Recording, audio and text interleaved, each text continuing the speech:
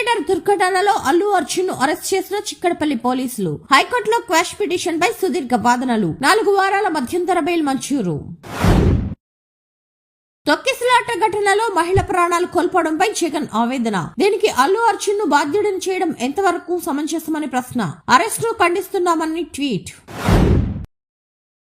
నా తొలి ప్రసంగం కంటే బాగుంది అని ప్రియాంక గాంధీ ప్రసంగంపై రాహుల్ గాంధీ ప్రశంస. ప్రతి విషయాన్ని సమగ్రంగా వివరించాలని కితాబు. భూమిని ఢీకట్టబోతున్న ఆస్ట్రాయిడ్, మన ఇస్రో శాస్త్రవేత్తల హెచ్చరిక.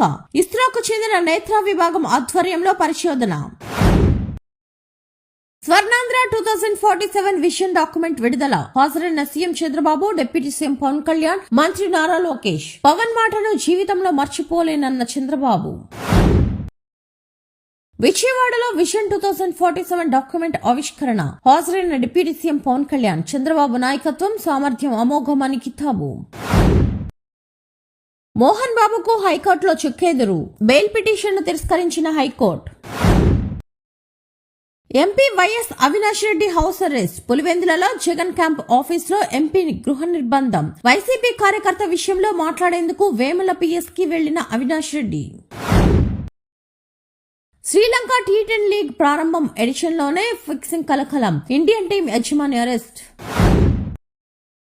తెలంగాణ రాజకీయాల్లో ఆసక్తికర పరిణామం. కేటీఆర్ పై విచారణకు గవర్నర్ ఆమోదం. మాజీ మంత్రిని విచారించేందుకు governor Jishnudev Varma green signal.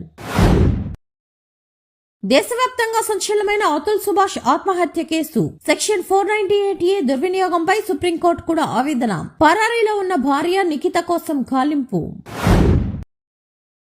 ఆర్బీఐకి రష్యా భాషలో బాంబు బెదిరింపు. నెలలో రెండోసారి బాంబులతో ఆర్బీఐ భవనాన్ని పేల్చివేయబోతున్నట్లు బెదిరింపు.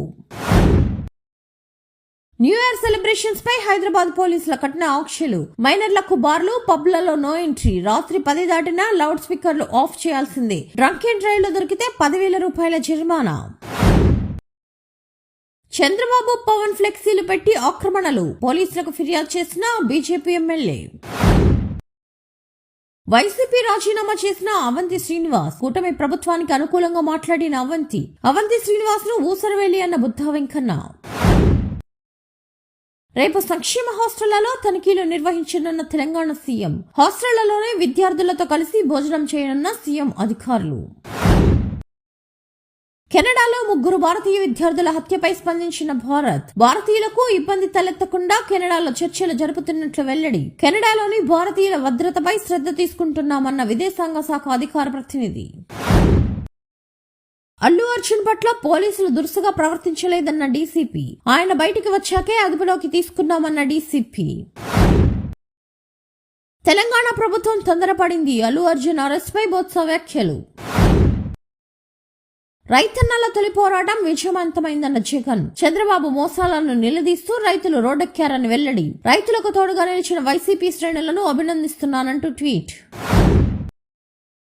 బాలకృష్ణ బాబీ కాంబోలో డాకు మహారాజ్. జనవరి 12న ప్రేక్షకుల ముందుకు రానున్న సినిమా.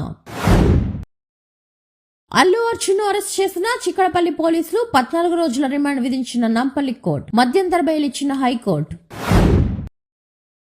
కపిల్ దేవ్ ఆఫర్ ను అంగీకరించిన వినోద్ కాంబ్లీ. అతడిని ఆదుకునేందుకు 1983 నాటి క్రికెట్ జట్టు సిద్ధంగా ఉందని ఇటీవల కపిల్ ప్రకటన.